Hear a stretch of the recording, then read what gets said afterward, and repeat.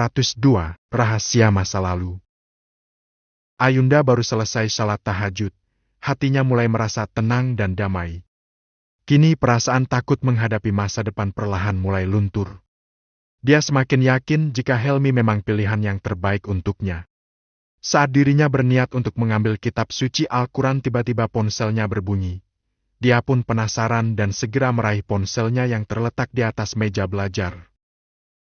"Kak Yusuf? Kenapa dia menelpon di jam segini?" Batin Ayunda heran. Ayunda memencet tombol hijau. Begitu tersambung langsung terdengar suara salam lelaki tersebut yang parau. "Assalamualaikum." "Waalaikumsalam. Kak Yusuf, kenapa jam segini menelpon aku?"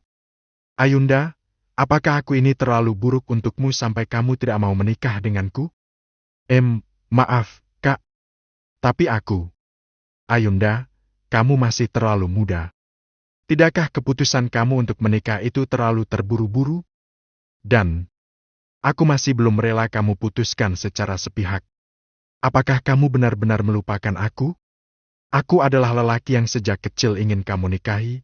Kenapa kamu melupakan aku? Aku sedikit pun tidak pernah melupakan kamu. Aku mohon, jangan kamu gegabah. Sejak kecil? Bukannya kita mengenal baru beberapa bulan? Aku sangat sedih, Ayunda. Bagaimana mungkin kamu melupakan semua itu, janji kita? Itulah janji kita, sehingga kedua orang tua kita menjodohkan kita. Itu bukan kemauan mereka, tapi kita berdua. Maaf, Kak. Tapi aku benar-benar tidak mengingatmu.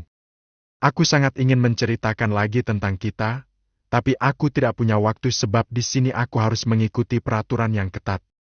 Tapi abang kamu tahu segalanya, alangkah lebih baik kamu bertanya padanya dan setelah itu baru berpikir lagi apakah kamu ingin menikah dengan Helmi atau denganku. Tapi aku sangat sayang padamu, Ayunda. Perasaan yang bertahun-tahun aku pendam tidak pernah berubah. Maaf karena saat kita dipertemukan kembali ketika dewasa aku tak mengenalimu sebab kamu memakai cadar. Itulah hal yang paling aku sesali, membiarkan kamu sendiri di jurang malam itu. Ayunda, aku sangat merindukanmu. Aku merindukan tingkah manjamu seperti dulu. Aku harus segera ke masjid dulu. Assalamualaikum." "Waalaikumsalam." Sampai sambungan telepon terputus Ayunda masih bengong.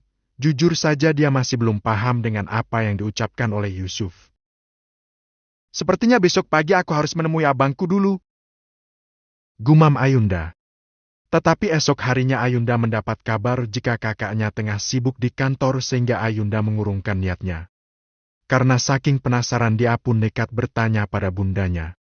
Indria tengah membaca sebuah buku di perpustakaan pribadinya, tempat yang paling malah Ayunda memasuki sebab dia memang tidak betah belajar di ruangan yang sunyi. Ayunda jika belajar di kamar sendiri sambil mendengarkan musik. "Assalamualaikum, Bunda sedang membaca apa?" tanya Ayunda. "Waalaikumsalam, Bunda membaca novel romansa religi. Ada apa kamu mencari Bunda? Sepertinya ada hal penting yang hendak kamu bicarakan." Ayunda duduk di samping bundanya, kemudian menceritakan perihal Yusuf yang meminta dirinya untuk mengingat masa lalu. "Sayang, apakah kamu benar-benar lupa? Sedikit saja tidak ada yang kamu ingat, selain Indria?" "Aku lupa. Kalau ingat mana mungkin Ayunda bertanya pada Bunda?" jawab Indria apa adanya. "Wajar sih, sebab dulu luka kamu cukup parah," gumam Indria. "Luka apa, Bunda?" "Baiklah, dengarkan baik-baik. Kita mulai dari awal ya." Ayunda hanya mengangguk dan kedua bola matanya tidak sedikit pun berpaling dari wajah bundanya. "Masa kecil kamu dulu sangat akrab dengan Yusuf. Bahkan kamu selalu saja mengikutinya kemanapun pergi, sebab setiap hari Minggu dan malam Jumat kita sekeluarga ke pondok pesantren untuk mengikuti pengajian. Tapi kamu yang bandel tidak mau duduk diam dan malah mencari Yusuf di pondok putra, sampai abang kamu sangat kesal sekali karena kamu yang dicari malah sengaja bersembunyi. Pernah suatu ketika kamu meminta langsung pada Pak Kiai untuk menikahi Yusuf, padahal saat itu kamu masih sangat kecil. Tapi Pak Kiai dan ibunya langsung menyetujuinya dan menganggap hal itu serius.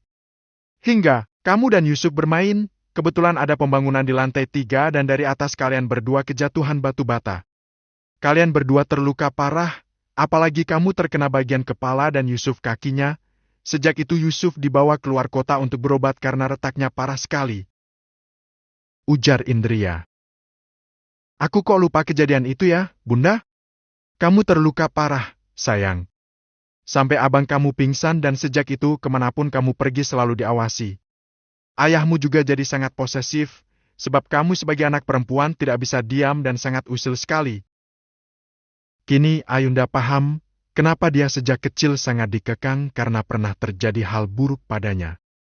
Tiba-tiba Ayunda menangis karena telah berburuk sangka pada keluarganya. Yusuf semakin sayang padamu, apalagi di dalam tubuh kamu mengalir darah ibunya yang telah wafat. Sela Indria hati-hati. Darah? Pekik Ayunda. Iya, darah kamu langka. Sama seperti darah ayah. Tetapi saat itu ayah kamu tengah sakit sehingga dilarang mendonorkan oleh dokter. Balas Indria. Sebentar, Bunda masih menyimpan foto kamu dan Yusuf saat masa kecil. Itu adalah kenang-kenangan dari almarhumah ibunya Yusuf. Sebenarnya Yusuf kemari berniat ingin mengambil album ini, tetapi karena kamu melupakan masa kecil jadinya dia berharap kamu melihat ini. Ucap Indria tersenyum manis. Kenapa Bunda tidak bilang dari dulu? Sela Ayunda sedikit kecewa. Karena Bunda juga tahu kamu dekat dengan Helmi. Aku ini bundamu, tentu saja sangat tahu isi hati putrinya sendiri. Bunda tidak ingin memaksakan sebab cinta adalah sesuatu yang murni. Makanya ketika Yusuf kemari sebagai sopir, saat ibu Bunda setuju berharap kamu mengingatnya secara perlahan dan juga cinta itu tumbuh dengan sendirinya. Sekarang Bunda tanya, setelah kamu tahu masa kecil kamu dan Yusuf, apakah kamu akan berubah alur dengan memilih Yusuf lalu membatalkan pernikahan dengan Helmi? Tanya Indria serius. Aku bingung Bunda, di sisi lain kasihan pada Kak Yusuf, tapi jika meninggalkan Kak Helmi juga kasihan. Balas Ayunda lemas. Nah, itulah. Kenapa Bunda tidak memberitahu, sebab nanti akan timbul rasa kasihan bukan cinta. Tiba-tiba ponsel Indria berbunyi. Dia pun langsung mengangkatnya. Waalaikumsalam, ia ada di rumah kok. Ayunda juga. Sebentar kami turun ke bawah. Siapa Bunda? Kak Helmi? Iya, dia menunggu di luar dari tadi. Karena kita berdua asyik mengobrol sampai tidak dengar ada bel. Jawab Indria. Ayunda tiba-tiba jantungnya berdetak kencang, tetapi jika teringat akan Yusuf dia jadi merasa kasihan. Nah kan? Bunda tahu kamu ini walau di luar tampak nakal tapi hati kamu sangat lembut dan rapuh. Ingat sayang, cinta dan rasa sian itu beda tipis. Bujuk Indria. Sesampainya di ruang tamu, nampak Helmi yang datang membawa beberapa bungkusan. Dari merek tempatnya Ayunda tahu itu dari restoran favoritnya. Assalamualaikum. Sapa Helmi. Waalaikumsalam, duduk dulu nak biar aku ambilkan minuman dulu. Jawab Indria ramah. Tidak usah repot-repot. Sela Helmi sungkan. Duduklah, biar Ayunda temani. Jawab Indria. Kini hanya Ayunda dan Helmi saja di ruang tamu, entah kenapa mereka berdua menjadi canggung sekali. Ayunda, kenapa aku telepon tidak diangkat? Apa kamu marah padaku? Tanya Helmi memberanikan diri. Maaf, aku sejak pagi mengobrol dengan Bunda di ruang perpustakaan dan ponselnya aku tinggal di kamar. Jawab Ayunda. Syukurlah, aku kira kamu marah padaku dan menjauhiku. Aku sangat gelisah sampai berpikir jika kamu menyesali keputusan semalam. Aku tidak konsentrasi kerja dan langsung memutuskan kemari mencarimu. Oh ya, ini makanan kesukaan kamu. Balas Helmi tersenyum lega. Ayunda merona merah. Hanya karena panggilan telepon tak diangkat saja sudah begini. Bagaimana jika benar-benar ditinggalkan? Tapi entah kenapa setiap kali bersama Helmi dia merasa sangat nyaman. Terima kasih, Kak Helmi. Aku simpan dulu makanannya karena sudah sarapan.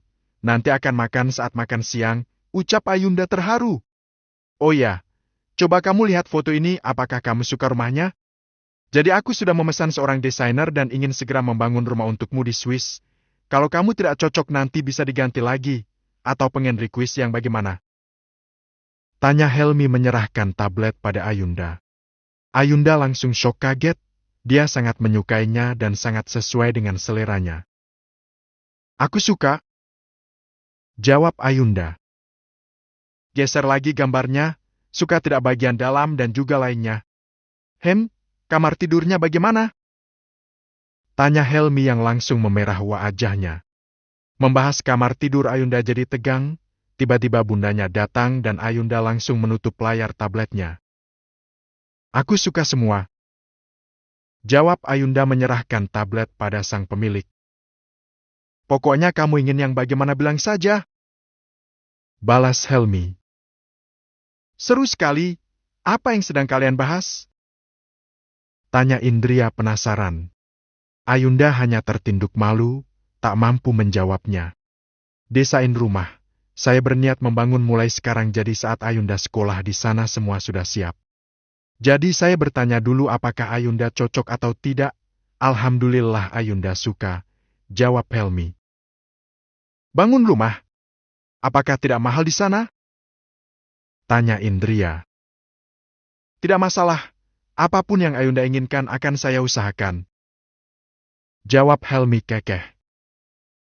Tapi kalian tidak menetap di sana kan? Tanya Indria mulai cemas. Tidak. Nanti sewaktu-waktu Ayunda rindu keluarga akan langsung saya ajak kemari.